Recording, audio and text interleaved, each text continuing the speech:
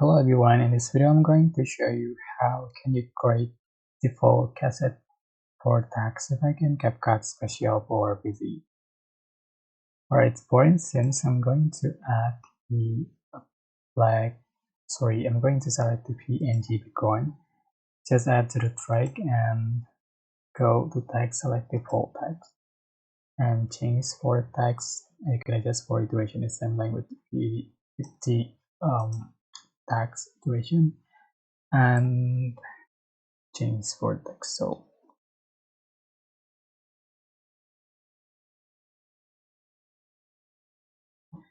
alright, you can change for the font style, font color, and font size. Of the tone, select the clips, right click and create component clip. Go to effect and select the dark effect. So you can find the default cassette. Just add to the track and you can see for the final result. So you can change for the blur, filters, and etc.